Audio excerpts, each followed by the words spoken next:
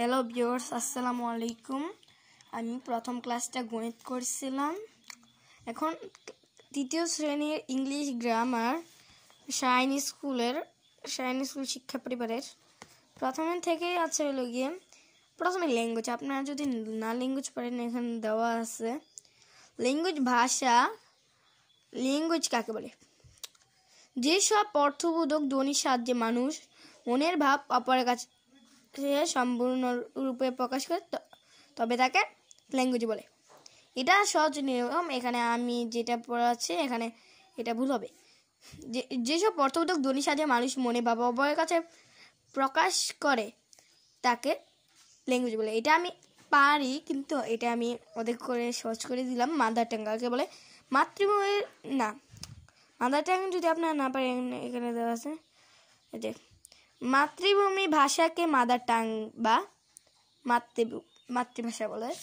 পরে আছে হলো গিয়ে আমাদের লেটার। এখানে লেটার আছে। লেটার কাকে বলে?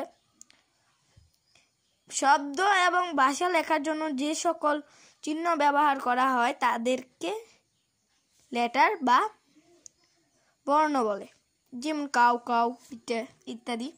বাউল কাকে বলে? আপনারা তো পারেন। ইংরেজি বর্ণমালা যেসব বর্ণ অন্য বর্ণের সাহায্য ছাড়া নিজেই উচ্চারিত হতে পারে তাকে বাউল বলে। আমি একটা আপনাদের কথা বলি, যেটা আপনারা যদি কিছু না পারেন, এলএটিভিমেন্ট আপনারা এন্টেল কনসোনেন্ট কাকে বলে? যেসব বর্ণ স্বরবর্ণের সাহায্য ছাড়া নিজেই উচ্চারিত হতে পারে তাকে কনসোনেন্ট বলে। কালকা থেকে আমি এখান থেকে শুরু করব। সেমি বায়াল কাকে বলে?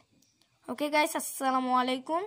আমি আপনাদের আজকে বলছি যেটা আপনারা আমার ভিডিও দেখেও যদি ডিসলাইক দেন তাহলে এটা কিন্তু একটা গাদ্দারি হয়।